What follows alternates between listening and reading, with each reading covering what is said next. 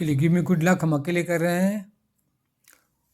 Post modernism with reference to Lyotard. ठीक है ना, क्वेश्चन नंबर देना है।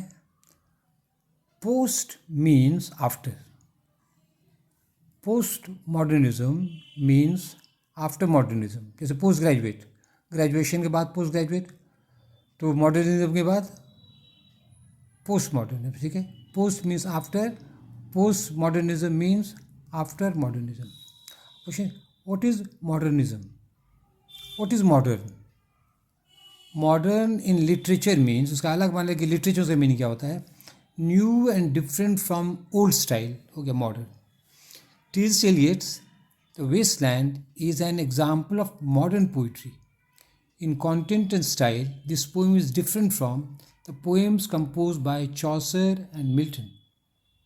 क्या है? The Wasteland has modernism. ठीक है, अब चलिए, post modernism can be explained in 3 ways, 3 तरीके से समझा सकते हैं। First, extension of modernism. Modernism जो बढ़ जाता है हो गया पोस्ट मॉडर्निज्म। दूसरा क्या है मॉडर्निज्म का, पोस्ट मॉडर्निज्म का definition, rejection of modernism. Modernism को हम ठुकरा दिए, नया ट्रेंड बनाए, उसका नाम दे दिए पोस्ट मॉडर्निज्म। और तीसरा क्या explanation, rejection and extension both of modernism. उसको दोनों चीज़ें, उसमें उसको रिजेक्ट भी किया है, कुछ उसको और बढ़ाया है। 3 तरह से हम समझा सकते हैं। हम हमारे पेज 2 में, कोई बात नहीं, पेज 2, हाँ ये पेज 2 आ गया। अब देखिए, आपको हम लोग क्या करना है, लियोटार्ड को समझाना है। तो लियोटार्ड के बारे में कुछ बताइए। Lyotard was a French philosopher, French दार्शनिक था। At the age of 21 he had the horrific experience of the explosion of 2 atom bombs. 2 एटमों को विस्फोट देख लिया वो अपनी 21 साल की उम्र में। The bombs were dropped on Hiroshima and Nagasaki in Japan. The psychological impact was felt all over the world. लेकिन पूरी दुनिया पर उसका मेंटल असर पड़ा एटम बॉम्ब का।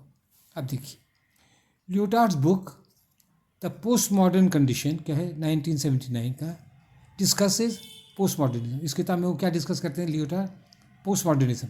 ठीक है, but let us understand this subject in our own way. लेकिन पहले हम लोग समझिए पोस्ट मॉडर्निज्म क्या है, हम लोग लियोटार्ड को समझेंगे। The study of the human race, anthropology जिसको कहा जाता है, can be done at these stages. मनुष्य का इतिहास हम लोग इस स्टेज में क्या है, तो प्रिमिटिव स्टेज है, फिर मिडीवियल हो गया, मॉडर्न हुआ, modern and then post modern. The primitive age we have the picture of man living in caves. और प्रिमिटिव स्टेज में क्या देखते हैं, प्रिमिटिव स्टेज में आदमी गुफा में रहता है, आग बनाना सीख रहा है। हमारे पेज 3 में हम आ गए। चलिए हाँ, अब क्या है देखिए पेज 3 में, Chaucer's prologue to the Canterbury Tales gives us some understanding of the medieval age. तो वो हम लोग क्या देखता है, कुछ medieval age का पिक्चर देता है ये prologue. Man becomes more civilized in the matter of religion, food and clothes. और आदमी और थोड़ा सभ्य हो जाता है। पहले तो गुफा में रहता था, कपड़ा वपड़ा नहीं था, अब देखो धर्म होने लगा है, कुछ भोजन खाता है, बढ़िया बढ़िया कपड़ा हो गया। मैन हैज़ कंस्ट्रक्टेड एन इन। और मिडीवल एज में शराब भी हम लोग देखते हैं। शराब में क्या है, where people can eat, rest, eat, drink and make merry. तो सराय में लोग जो जमा होते हैं, आराम करते हैं, खाना खाते हैं, ड्रिंक करते हैं और मस्ती लेते हैं। अब देखिए, Galileo of the 17th century is called the father of modern science. इसको आइंस्टाइन कहा है, वो क्या, is the father of modern science. ठीक है, he was put in jail because he spoke against the Bible and said that the earth is round. उस बेचारे को, गैलीलियो को जेल में दे दिया गया। कहा कि वो कहता था धरती गोल है, और बाइबल कहता है नहीं, धरती चिपटा हुआ है, 4 कॉर्नर्स ऑफ द अर्थ वहाँ पे लिखा हुआ है, तो कॉर्नर में तो फ्लैट होगा, तो इसीलिए बेचारे को जेल दिया, बहुत सताया उसको। Darwin's origin of species and descent of man वे। अब देखिए ये भी है साइंटिफिक खतरनाक किताब है, धर्म के खिलाफ। Published in the 19th century, ठीक है, was published in 19th, Darwin's का। The orthodox church was against this book, his books. तो ये 2 किताब जो है उसके खिलाफ वो था। But Darwin had many supporter, लेकिन डार्विन का बहुत सारा सपोर्टर था, सिर्फ डार्विन को कुछ नहीं हुआ। In the modern age people want freedom of the press. और मॉडर्न एज में लोग क्या चाहते हैं, स्वतंत्रता चाहते हैं। Modernism wanted make it new. Modernism क्या चाहता है? नया बनाओ, मेक इट न्यू, नया बनाओ मॉडर्न मॉडर्न में। अब पोस्ट मॉडर्निज्म में क्या है? Grids absurdity. ये क्या करता है? मोस्ट कुछ कैरेक्टर्स के पोस्ट मॉडर्न के उस ग्रीड्स में स्वागत करता है, किसका? बेढंगापन का स्वागत करता है। एग्जाम्पल देखिए, absurdity is seen in Samuel Beckett's play waiting for God. ये नाटक, इसमें एकदम बेढंगा बहुत सारी बातें बेढंगा थी। सुन देखिए क्या है, the name of the slave is lucky. वो जो गुलाम है उसका नाम क्या दे दिया? लकी दे दिया, मतलब बहुत बहुत भाग्यशाली है, गुलाम बन गए। ये भी एब्सर्डिटी है। There is a rope around the neck of Lucky, और लकी के गले में रस्सी बंधा हुआ है। इज पुलिंग अ कार्ट, वो बैल जैसा, घोड़ा जैसा, गधा जैसा गाड़ी खींच रहा है। His master is whipping and abusing, उसका मालिक जो उसको कोड़ा से मार रहा है, गालियों दे रहा है। यू पिग सुअर कहीं का। A character in the play दीदी यूरिनेट्स, और एक कैरेक्टर क्या उसमें, वो उसका नाम दीदी है कैरेक्टर का, वो पेशाब कर देता है स्टेज में। तो ये सब बेढंगापन है, मॉडर्न लिटरेचर में दिखाया। हम आ रहे हैं पेज 5 में आ रहे हैं आप, ठीक है, आप पेज 5 में आ गए। This is an example of absurdity in post modern literature. तो पोस्ट मॉडर्न लिटरेचर में ये सब बेढंगापन है, एब्सर्डिटी है, उसका एग्जाम्पल देते हैं।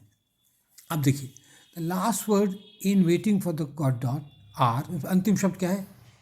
लेट्स गो, अब चला जाए। बट गो एंड दीदी डू नॉट मूव, लेकिन वो चलते अस्थिर खड़ा रहता है।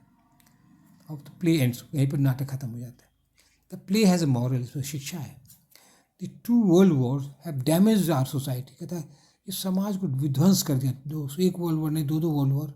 Yet we have to go on, फिर भी हमको चलते रहना है। आई कांट गो ऑन, हम नहीं चल सकते हैं। आई विल गो ऑन, लेकिन हम फिर चलेंगे। तो ये है इसका मॉरल है। अब हमारे पेज 6 में, अब देखिए, Lyotard in his book the post modern condition uses the term, देखिए ये बहुत ही meta narrative, METANARRAT, meta narrative term, ये इंपॉर्टेंट को समझना है लियोटार्ड के लिए। दिस मीन्स अ लार्ज और a grand story. Meta large होता है, ग्रैंड बहुत बड़ी कहानी, बहुत grand story. The Bible can be taken as an example of a meta narrative, इसको एग्जाम्पल में इसको मेटा नैरेटिव मान सकते हैं कि बाइबल को। The Bible tries to teach good things to the human race. Bible क्या है? मानव जाति को अच्छी अच्छी बातें सिखाना चाहता है Bible. The Mahabharata and the Quran do the same thing. Mahabharata और कुरान भी यही बात करते हैं, अच्छी अच्छी बातें सिखाना चाहता है। The meta narratives guide cultural practices, ये हम लोगों को रास्ता दिखाते हैं, कैसे बोलो, झूठ मत बोलो, सच बोलो, अच्छा से रहो। गाइड कल्चरल प्रैक्टिसेस, चाल तौर तरीका सिखाता है हम लोग को। इससे अच्छी अच्छी मेटा नैरेटिव तीनों का नाम दिया है। Lyotard says that in the post modern age people have stopped believing in Meta narratives.